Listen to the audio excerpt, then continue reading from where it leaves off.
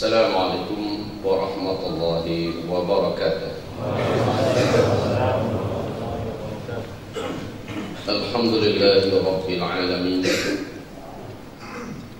Wal 'aqibatu lil muttaqin wala 'udwana illa 'alal zalimin. Asyhadu an la ilaha illallah wa asyhadu anna Muhammadan 'abduhu wa rasuluh la nabiyya ba'dah. Qala Allah subhanahu wa ta'ala, ya ayyuhalladzina amanu taqullaha haqqa tuqatih wa la tamutunna illa wa antum muslimun. Wa qala subhanahu wa ta'ala, ya ayyuhan nasu taqu rabbakumul ladzi khalaqakum min nafsin wahidah وخلق منها زوجها وبث منهما رجالا كثيرا ونساء واتقوا الله الذي تساءلون به والأرحام إن الله كان عليكم رقيبا وقال يا أيها الذين آمنوا اتقوا الله وقولوا قولا سديدا يصلح لكم أعمالكم ويغفر لكم ذنوبكم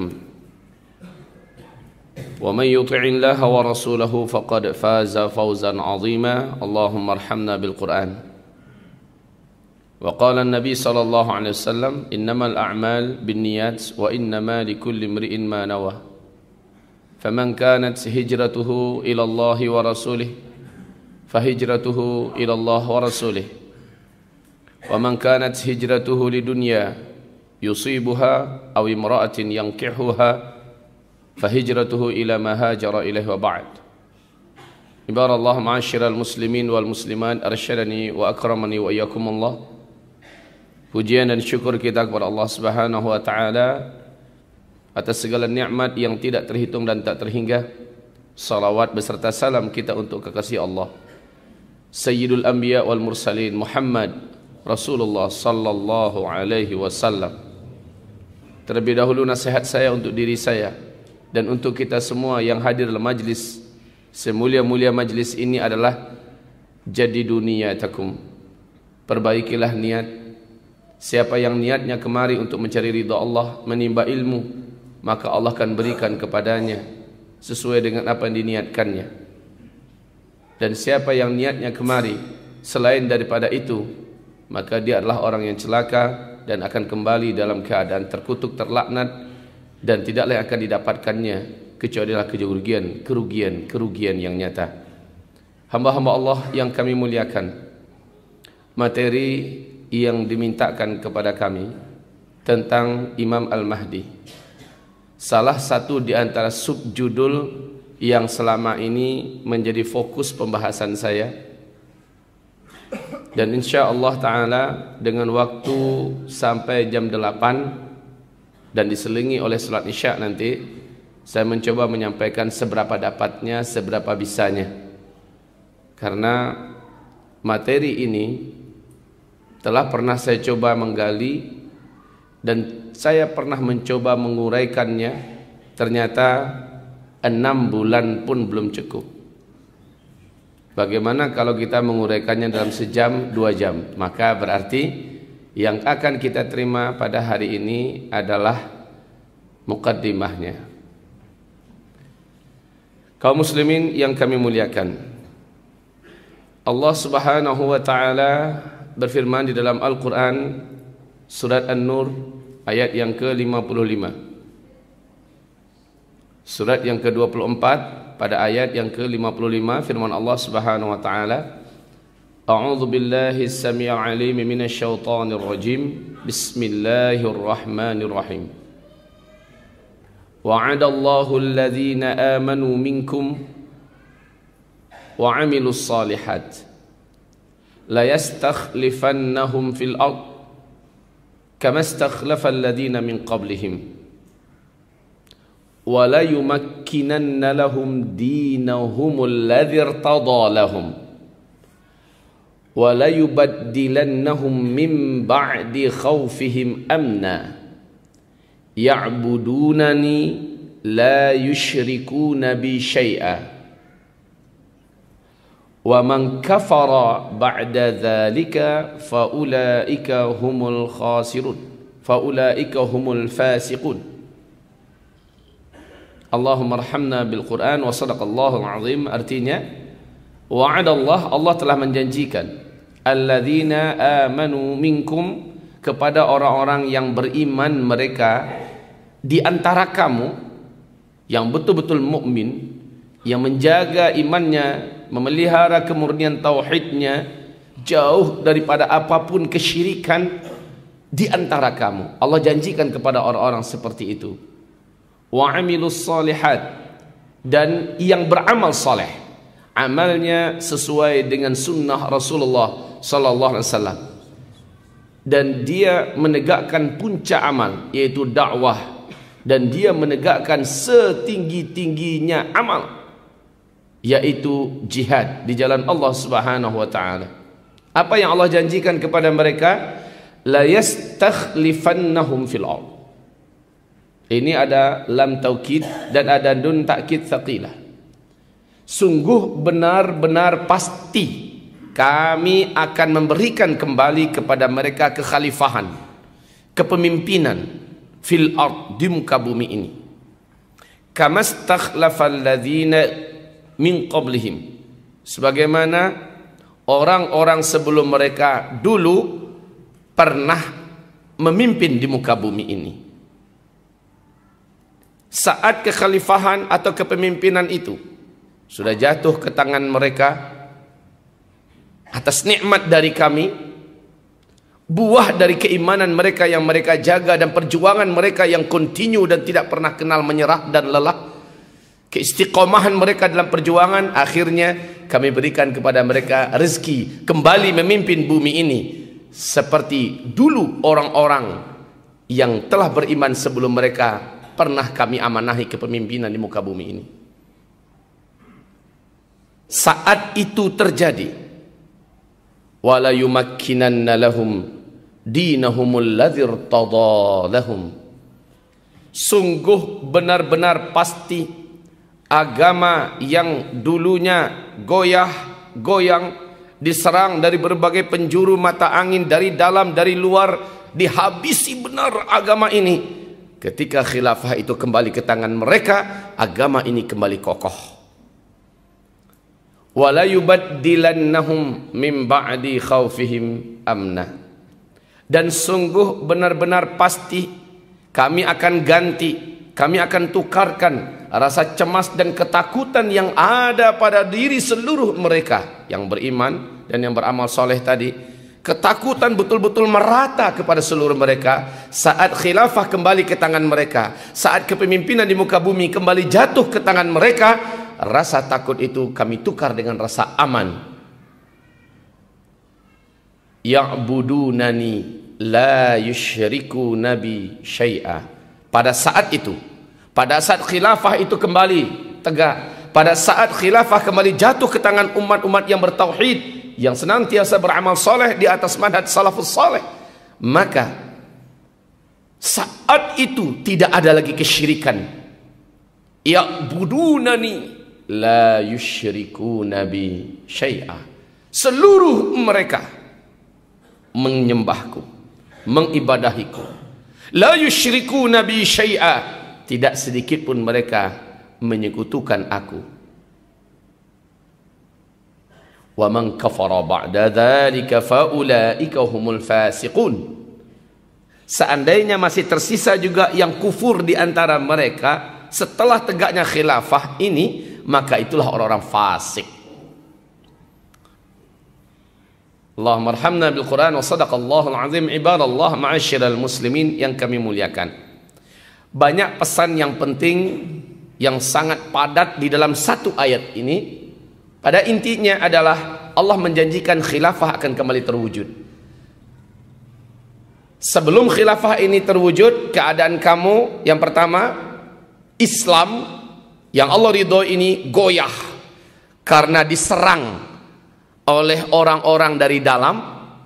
Al-Qur'annya dihujat, syariatnya coba dipermalukan, Nabi Muhammad juga dilecehkan, bahkan Allah sendiri dikritik.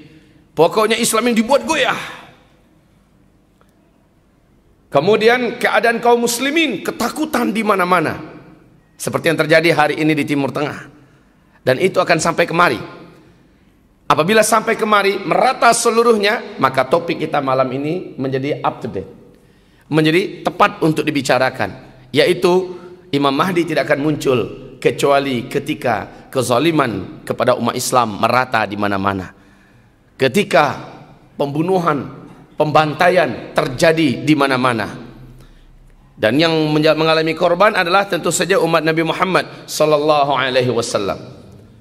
Ibarat Allah yang kami muliakan, sebelum tegaknya khilafah, kesyirikan membungkus bumi ini. Kesyirikan, Allah dipaksa. Allah bahasanya dipaksa untuk tidak disembah oleh hamba-hambanya. Bukan Allahnya yang dipaksa, tapi hamba-hambanya dipaksa untuk tidak menyembah Allah semestinya.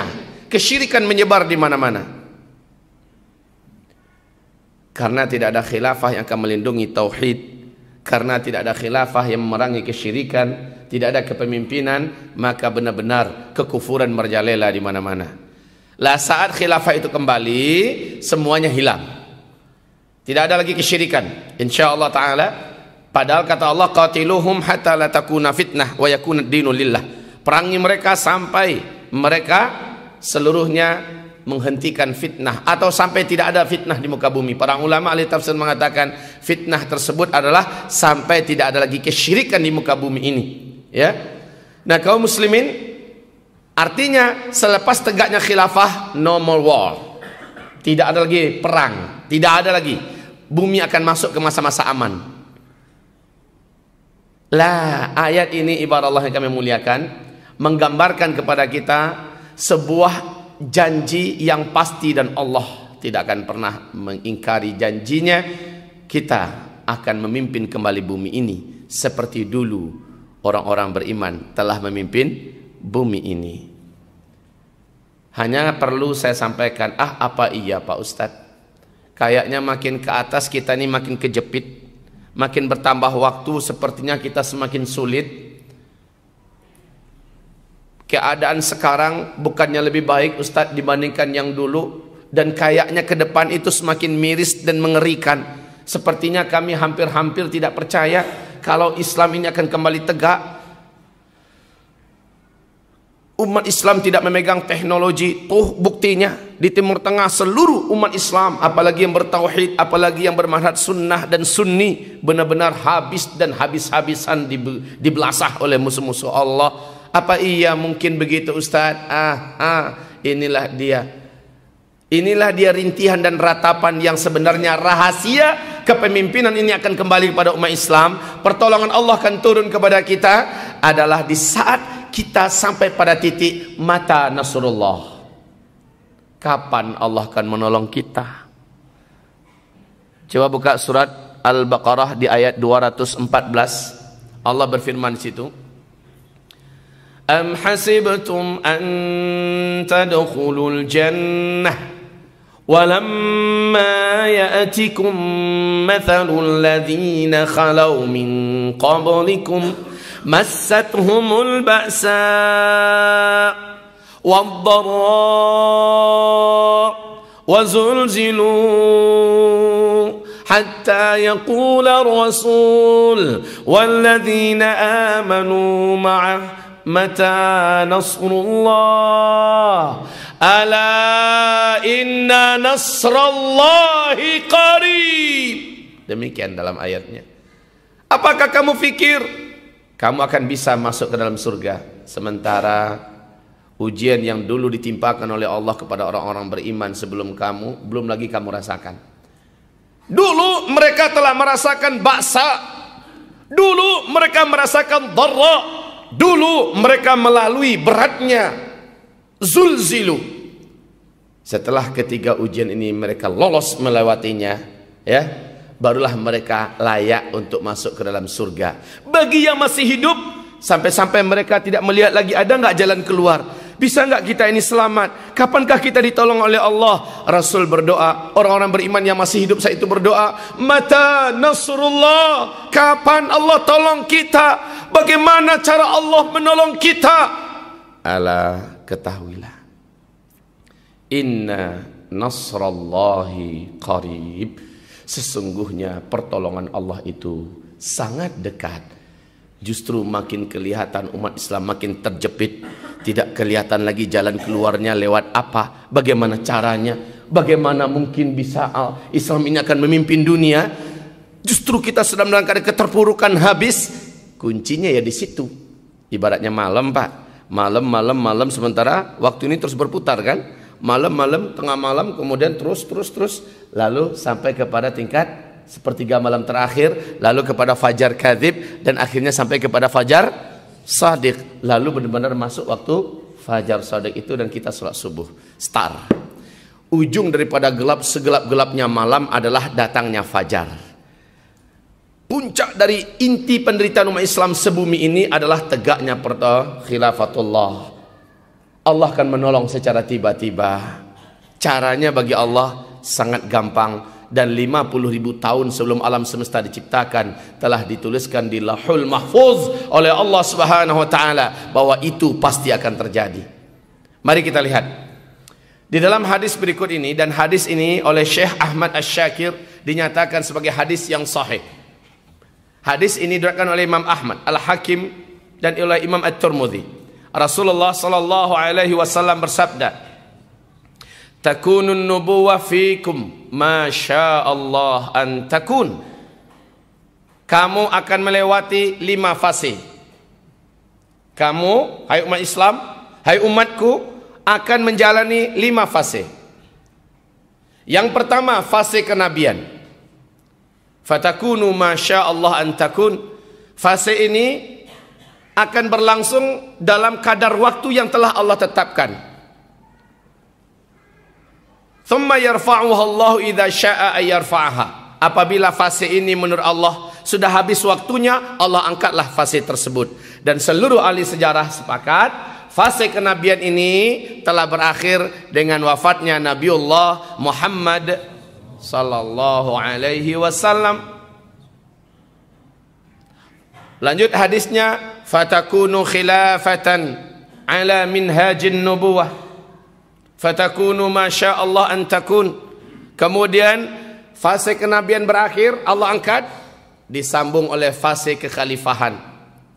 Dan fase ini akan berjalan dengan kadar waktu yang telah Allah tetapkan. Thumma yarfa'uha Allahu idza syaa ay yarfa'aha. Apabila fase ini menurut Allah Subhanahu wa taala telah habis waktunya, Allah pun mengangkat fase tersebut. Seluruh ahli sejarah sepakat fase ini telah berakhir dengan wafatnya khalifah Islam yang keempat, Ali bin Abi Thalib radhiyallahu anhu. Kekhalifahan dipegang oleh Hasan bin Ali demi mengamankan fitnah dan jangan sampai terjadi pertumpahan darah. Hasan bin Ali menyerahkan kekhalifahan itu sesuai dengan yang dinubuatkan oleh Rasulullah, bahwa Hasan bin Ali ini akan menjaga dan meredam fitnah dari umat ini. Dan ternyata terbukti Hasan bin Ali menyerahkan pemerintahan khilafah Islamnya ini kepada Muawiyah bin Abi Sufyan. Selesai. Kaum muslimin selanjutnya masuk fase yang ketiga. Thumma yakunu mulkan 'adhan. Fatakunu masya Allah an takun. Kemudian fase kerajaan yang menggigit. Kalimatnya kerajaan yang menggigit. Kerajaan yang menggigit. Maksudnya apa? Tetap sebenarnya khilafah dengan satu pucuk pimpinan. Yang berjalan di masa itu adalah hukum Allah, undang-undang langit, Al-Quran dan Sunnah sebagai landasan pemerintahannya. Akan tetapi sistem yang berlaku sudah sebagai sistem kerajaan. Meninggal seorang khalifah diganti oleh ahli warisnya. Ini kan udah sistem kerajaan. Fatakunu masya Allah an takun. Thumma yarfa'uha Allah idza syaa'a ay yarfa'aha. Fase ini pun akan berlalu ketika menurut Allah waktunya telah habis. Lalu Allah pun mengangkat fase yang ketiga tersebut.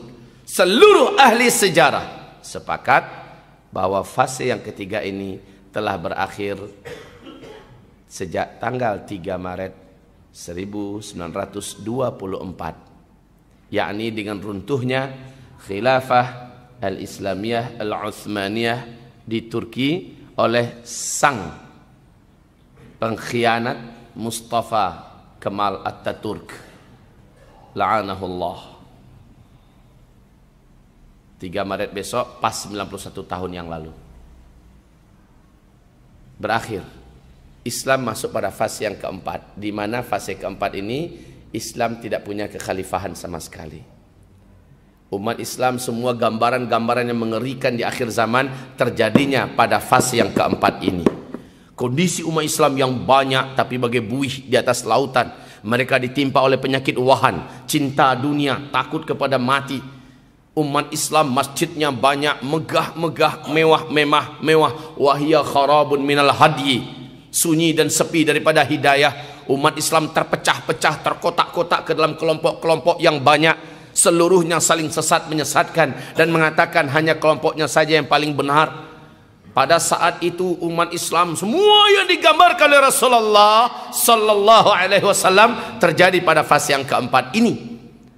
Inilah bahayanya bila umat Islam tidak mempunyai power di muka bumi, maka umat Islam benar-benar menjadi pecundang. Thumma takunu mulkan jabariyah. Dalam riwayat yang lain, thumma takunu mulukan jabariyah. Ya. Kemudian masuk fase yang keempat, yaitu fase pemerintahan atau kerajaan-kerajaan yang diktator. Melarang syariat Islam ini berjalan, memerangi siapapun yang menjadikan Al-Quran dan Sunnah sebagai landasan pemerintahan dan negaranya. Pada fase ini kalian umat Islam benar-benar dalam kegelapan. Banyak yang berguguran imannya karena beratnya fase ini. Fase ini pun Allah kadarkan waktunya. Fatakunu masya Allah antakun. Thumma yarfa'uha Allah idza syaa'a yarfa'aha. Bila menurut Allah fase ini telah habis waktunya, Allah pun mengangkat fase tersebut. Lah, fase ini ketika diangkat kaum muslimin, tinggal satu fase terakhir lagi. Fatakunu khilafatan ala minhajin nubuwah thumma sakat. Kembali tegak khilafah dengan konsep kenabian persis seperti khilafahnya para sahabat dengan konsep kenabian. Thumma sakata, lalu Nabi diam, tutup, tidak ada lagi pembicaraan. Kenapa? Ada ternyata sebuah rahasia besar. Ternyata pada fase kelima ini adalah fase di mana umat Nabi Muhammad semuka bumi akan Allah wafatkan secara serentak. Dengan hadis yang mutawatir, maknawi, seluruh ulama ahlus sunnah wal jamaah sepakat bahwa salah satu tanda besar kiamat di akhir zaman bertiupnya angin lembut dari negeri timur. Dalam riwayat yang lain yang juga kuat, Rasul mengatakan dari Yaman. Angin lembut tersebut membungkus bumi ini keseluruhannya. Siapapun orang yang beriman kepada Allah, sekecil apapun imannya, angin itu akan datang menyapanya, menyentuhnya. Siapa yang disentuh oleh angin itu, dia pun meninggal dunia di tempat itu juga, saat itu juga. Maka seluruh orang beriman di muka bumi berakhir. Inilah rahasia hadis yang lain. Nabi mengatakan seandainya di bumi ini masih ada satu orang saja yang kenal dengan Allah, yang dapat melafazkan kalimat Allah, yang beriman dengan Allah, Allah masih tunda kiamat ini 40 tahun lagi. Ternyata terbongkar rahasia itu dengan wafatnya seluruh orang beriman serentak oleh angin lembut yang membawa kematian dari negeri dari negeri timur atau dari Yaman. Fase yang kelima ini kaum muslimin, ini adalah fase aman, tidak ada perang. Pemerintahan pada saat itu dipimpin oleh dua manusia terbaik di bumi ini. Yang pertama oleh Imam Al-Mahdi. Ini tidak seorang ulama ahlu sunnah pun yang menyelisihinya. Imam Mahdi meninggal pada fase ini, fase kelima ini. Kemudian dia digantikan oleh seorang lelaki yang adilnya sama, adilnya dengan Imam Al-Mahdi. Solehnya sama dengan kesolehan Imam Al-Mahdi. Namanya adalah Al-Qahtani. Di fase yang kelima ini Imam Mahdi meninggal dunia. Dan di fase yang kelima ini Nabiullah Isa alaihi salam juga meninggal dunia. Fase yang kelima ini tidak lama. Rasul menyebutkan hanya 7 atau 8 atau 9 tahun saja. Tidak lama kaum muslimin. Dalam fase ini tidak ada perang. Agama cuma satu, Islam. Yahudi habis. Di penghujung fase keempat, agama Yahudi habis. Di fase yang keempat, di penghujungnya, agama Nasrani juga sudah bubar. Kaum Nasrani dengan turunnya Nabi Isa, mereka berbondong-bondong masuk ke dalam Islam. Sisa-sisa manusia-manusia Yahudi yang ada, inilah yang akan diburon, dikejar oleh para mujahidin yang dipimpin oleh Imam Mahdi Nabiullah Isa alaihissalam. Sampai-sampai kemanapun mereka bersembunyi, tempat mereka bersembunyi berbicara nanti, ya muslim, hadza yahudi warai ta'ala faqtulhu. Hai muslim, ini ada orang Yahudi di belakang saya, sini, mari tangkap dia, faqtulhu, bunuh. Belakang batu bicara, belakang tembok bicara, sembunyi belakang pohon bicara. Enggak kemana mau lari Yahudi. Bumi ini sudah Allah izinkan bicara, saking jijik dan muaknya selama ini dengan seluruh pongah sikap tingkah laku yang memuakkan dari bangsa kera dan monyet itu. Akhirnya alam pun Allah izinkan bicara. Ya muslim, hadza yahudiyun warai ta'ala faqtulhu. Hai muslim, sini ada Yahudi di belakang saya, tangkap dia, bunuh. Allahu akbar. Lalu illal gharqad, kecuali pohon gharqad, fa innaha syajarul yahud. Sesungguhnya pohon gharqad itu adalah pohon Yahudi. Mau tahu seperti apa pohon gharqad? Tanya sama Mbah Google. Buka searching, langsung nampak tuh gambar pohon gharqad. Masya Allah, lebih kurang 9 tahun, sudah masuk tahun yang ke-10 lebih, Yahudi telah resmi membuka lahan pertanian khusus untuk pohon gharqad, Pak. Ditanam 2 juta batang pohon gharqad. Dan sekarang tingginya sudah sampai 7-15 meter. Kayaknya Yahudi sudah siap-siap. Inilah pohon pembela kita di akhir zaman. Pohonnya udah gede-gede, Pak, udah besar-besar, siap untuk bersembunyi di balik pohon itu. Saat mereka sembunyi di situ, itu pohon diem, enggak bicara. Tapi kasusnya udah bocor ke telinga kaum muslimin. Ya, faham-faham saja. Akhirnya sang komandan mengatakan, ila hadiqati gharqad, ke taman gharqad, ke kebun gharqad. Maka berbondong-bondonglah mujahidin ke situ. Setiap dibalikkan pohon gharqad ketemu satu. Nah ini dia, tak cincang, habis satu. Kemanapun mereka lari di pohon gharqad itu ketahuan. Lah subhanallah, habis Yahudi. Di prodi kelima hanya ada orang-orang Islam yang beriman atau yang sama sekali tidak beriman kepada Allah Subhanahu wa taala, dan inilah yang tersisa di muka bumi. Pada masa ini bumi merasakan kemakmuran yang luar biasa, tapi jumlah laki-laki pada fase kelima 1 berbanding 50. 1 laki-laki berbanding 50. Ada ikhwan yang tanya sama saya, Ustadz, kayaknya saat itu laris manis syariat poligami, Ustadz. Saya katakan, Iya kalau antum hidup.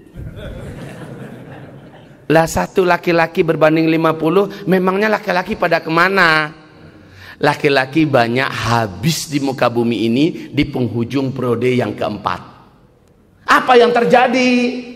Malam ini nggak akan sempat kita bicarakan, diundang besok pagi di Surabaya. Di mana tempatnya itu? Hah? Mujahidin. Masjid Mujahidin. Kalau ada penelitiannya di sini pengurusnya saya minta whiteboard.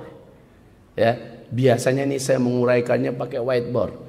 Dan saya tidak suka pakai slide, pakai infokus segala macam nih. Saya uraikan seperti itu kaum muslimin. Secara gamblang dan detail. Mudah-mudahan waktunya nggak dibatasi. Biasa saya menyampaikan materi ini kaum muslimin 3 jam dengan izin Allah, belum ada jamaah yang mau meninggalkan tempat duduknya. Dan ini pernah saya sampaikan materinya dari pagi Pak sampai asar. Dengan nikmat dari Allah belum ada yang mau meninggalkan tempatnya. Kenapa? Saking menariknya apa yang disampaikan dan membuat iman mereka membumbung dengan kecepatan yang tak terkendali, naik ke atas, naik. Ketika diuraikan masalah akhir zaman ini belum apa-apa udah mau isya nanti. Isya kita jam berapa Ustaz? Jam 7:10. Iya, kita nikmati beberapa menit ini ke depan. Kita belum menyinggung Imam Mahdi loh. Ya. Belum sama sekali. Ya. Oh, menyebutkan namanya saja. Tapi kita belum menguraikan inti daripada request yang diminta kepada saya. Siapa dia sesungguhnya, ya kan? So, namanya, keturunannya, bagaimana ciri-ciri kemunculannya, bla bla bla bla bla. Dan saya jamin itu tidak akan bisa saya sampaikan pada malam ini sepenuhnya, kecuali saya potong sana, potong sini, potong sana, potong sini, dan nikmatilah potongan-potongan itu. Insyaallah. Kita lanjut kaum muslimin yang kami muliakan. Pada periode keempat akan terjadi 3 tanda besar kiamat. Pada periode kelima akan terjadi 4 tanda besar kiamat. Jadi 7 tanda besar kiamat akan disaksikan oleh umat Nabi Muhammad sallallahu alaihi wasallam yang masih hidup. 3 tanda besar kiamat lainnya hanya orang-orang kafir yang tersisa hidup di muka bumi ini yang akan melihat. Dan alhamdulillah saat itu kita sudah going away. Sudah ada di alam barzakh biiznillah taala. 10 tanda besar kiamat kata Rasulullah sallallahu alaihi wasallam, tidaklah datang kiamat melainkan ada 10 tanda besarnya muncul terlebih dahulu. Apabila satu sudah muncul, yang lain akan keluar dengan sangat-sangat berdekatan waktunya. Harazatun manzumatun fi silk, yuqta'u silkun yatba'u ba'daha ba'dan. 10 tanda besar kiamat itu persis seperti 10 butir-butir marjan yang bagian tengahnya bolong lalu dihubungkan oleh tali. 1, 2, 3, 4, 5 sampai 10. Bagian pangkalnya diikat lalu dibuat semacam simpul atau buhul. Yuqta'u silk. Ketika ini dibuat seperti ini macam bijian tasbih, yuqta'u silk. Ketika simpul atau buhul ini dipotong, keluarlah biji batu biji marjan yang pertama ini. Yatsba'u ba'daha ba'dan. Ketika dia keluar, yang di belakangnya nyusul langsung. Waktu dan jaraknya sangat berdekatan. Jangan pikir itu jauh-jauh. Satu keluar, yang dua nyusul, yang ketiga nyusul. Subhanallah, terbukti hadis Rasulullah, walaupun hadis ini kata Syekh Albani setingkat hasan, yaitu kiamat itu punya 10 tanda besarnya, persis seperti wanita yang akan melahirkan, kata Rasulullah sallallahu alaihi wasallam. Ada 10 bukaan. Mirip pada Rasulullah itu bukan SPOG, nggak ada gelar, dan dia bukan juga nggak pernah belajar. Ada 10 bukaan. Kalau bukaan pertama sudah terjadi, tinggal nunggu bukaan kedua. Dan itu jaraknya nggak lama, paling hanya 4 jam, 5 jam terjadi bukaan kedua. Kemudian makin ke atas bukaannya, makin dekat-dekat jaraknya. Betul nggak? Ini yang punya pengalaman, dampingi istrinya melahirkan. Saya Pak, anak saya dengan nikmat dan izin dari Allah Subhanahu wa taala baru 13. Alhamdulillah baru 13. 11-nya saya dampingi mulai dari A sampai Z. Saya dampingi. Bukaan 1, saya sudah tahu nih, pasti terjadi bukaan 2. Udah pastilah. Dari bukaan 5 ke bukaan 6, terus ke bukaan 7, itu makin rapat Pak waktunya. Makin cepat. Subhanallah, Rasul menggambarkan itu persis. Jadi begitu tanda kiamat pertama muncul, tanda yang kedua pasti terjadi dan waktunya nggak lama. Apa itu urut-urutannya Pak? Kalau Bapak baca dalam buku-buku hadis-hadis fitan akhir zaman, pasti akan serabutan. Nggak ada yang urutannya itu betul-betul. Kadang-kadang ini yang pertama, ini sebelumnya, kadang-kadang ini yang sebelumnya di hadis yang lain, ini yang setelahnya. Pokoknya nggak pernah. Tapi bagi yang menelusuri dan mentelaah secara mendalam, menta'ammuk dan mentadabburi, lalu mengumpulkan ara'ul ulama, aqwalul ulama, salaf wal khalaf tentang masalah itu, akhirnya urutannya biiznillah seperti ini, berikut ini. Pertama, tanda besar kiamat, Dajjal terlebih dahulu lepas. Dajjal terlebih dahulu lepas. Dan ingat, Dajjal inilah tanda pertama kiamat. Tanda besar kiamat yang pertama. Kalau Dajjal sudah lepas, maka seluruh muka bumi ini akan didatangi oleh Dajjal. Kecuali Mekah dan Madinah saja yang tidak berhasil dimasukinya. Imam Mahdi saat itu sudah muncul. Dan Imam Mahdi munculnya sebelum Dajjal. Jadi Imam Mahdi adalah penutup seluruh tanda-tanda kecil kiamat. Nah setelah tanda kecil kiamat ini tertutup, barulah tanda besar kiamat terjadi, yaitu munculnya Dajjal laknatullah alaih. Dan waktu dianya muncul, wajah Dajjal sudah rusak. Tapi ketika Dajjal bertemu dengan Tamim Ad-Dari, di dalam hadis Sahih Muslim, hadis ini digelari oleh para ulama ahli hadis dengan sebutan hadis Al-Jassasah, ya, di mana sosok Dajjal ketemu di gedung tua dalam sebuah pulau di laut Yaman, dalam keadaan terikat dan dirantai dengan rantai yang besar dan berat di kakinya, dan rantai itu pun mengikat sampai ke tangannya, dan dia dibelenggu ke lehernya dan berikat dengan rantai yang sangat berat. Laki-laki itu tergeletak di lantai dan menunggukan kedatangan orang yang akan memberikan kabar. Ini si Dajjal. Ketika Tamim Ad-Dari yang saat itu masih begini agamanya, saat Tamim Ad-Dari dengan 20 awak kapalnya terdampar di pulau itu karena diombang-ambingkan oleh gelombang laut yang sangat tinggi, setinggi-tinggi bukit. Akhirnya mereka terdampar di pulau tersebut. Lalu mereka turun dan ternyata hutannya sangat lebat.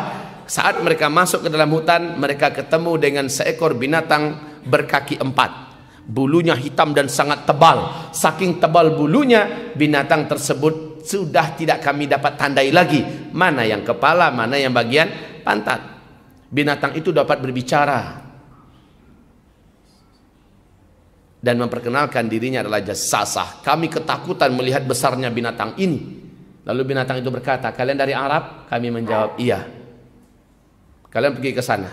Di gedung tua sana ada orang yang sudah lama menanti-nanti kedatangan kalian untuk menanyakan dan ingin mendapatkan beberapa info terkini. Ternyata orang sekali berdajjal butuh juga berita terkini, Pak. Kami takut, kata Tamim Ad-Dari. Kami larilah ke arah gedung tua yang ditunjuk. Sampainya di dalam, kami temukan seorang laki-laki yang seperti tadi, gompal, dengan kulitnya seperti ini, dengan rambutnya begini, ya. Kemudian laki-laki itu bertanya kepada kami, kalian dari Arab? Kami menjawab iya.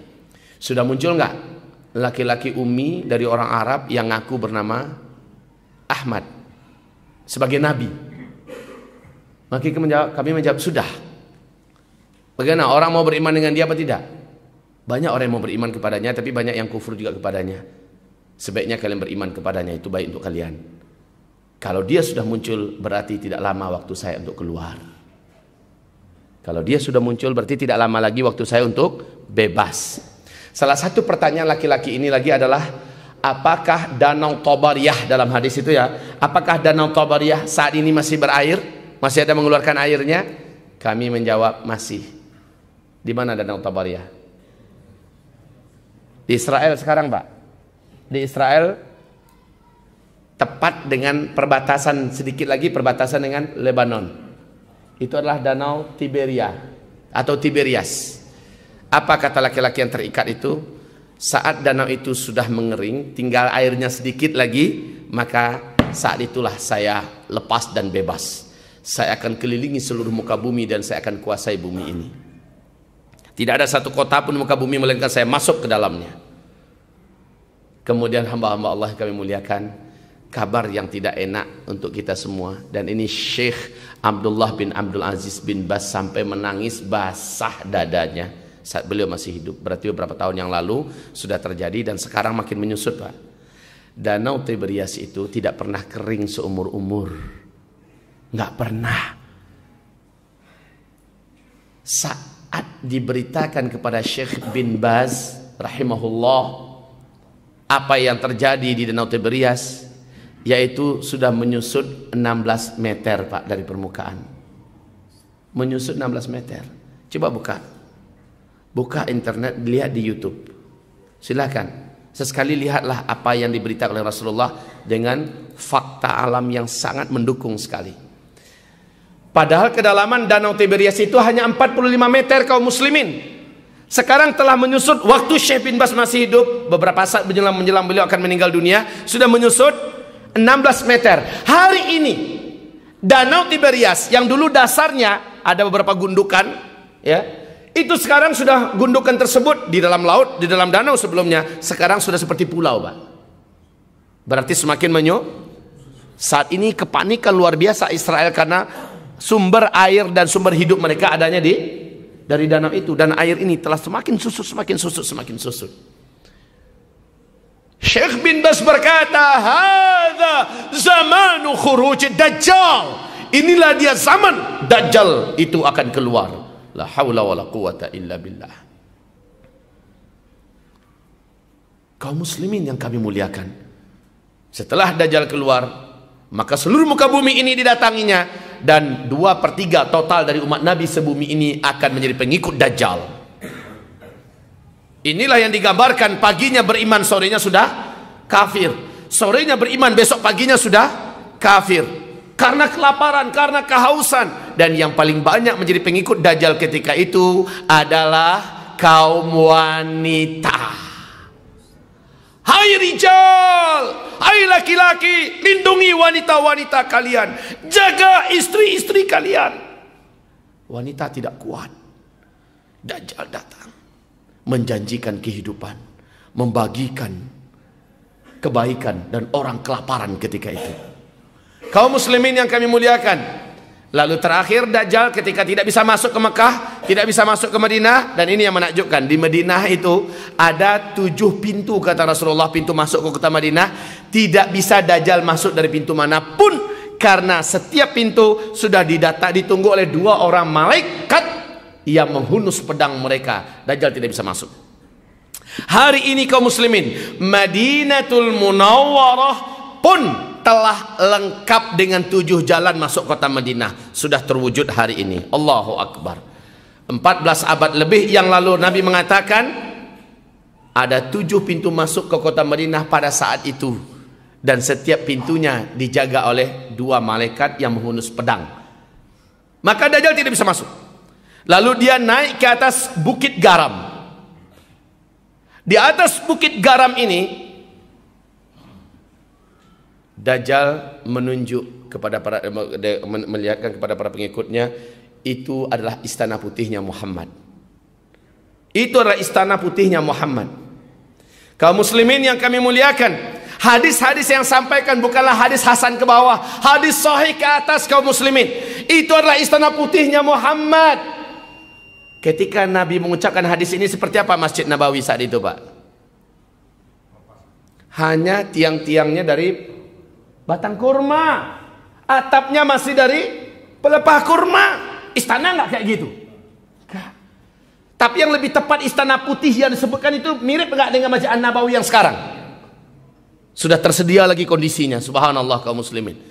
Dan sekarang yang disebut oleh kaum muslimin hari ini dengan jabal, dengan bukit garam, Mereka kaum muslimin Madinah juga mengatakan inilah bukitnya Dajjal. Dan memang kaum muslimin, di atas bukit itu sudah didirikan sekarang istana kerajaan. Lihat sekarang di Madinah Al-Munawwarah. Penduduk dan masyarakat, para ulama mengatakan itu adalah bukit garam. Yang dihadiskan oleh Rasulullah dalam nubuatnya sudah ada. Dan anehnya sekarang di atas itu sudah dibangun kerajaan. Jadi setiap kota di seluruh Arab Saudi sudah ada di atas bukitnya kerajaan. Jadi kalau ke Madinah, ke situlah mereka pergi. Ada tamu-tamu, ke situlah mereka pergi.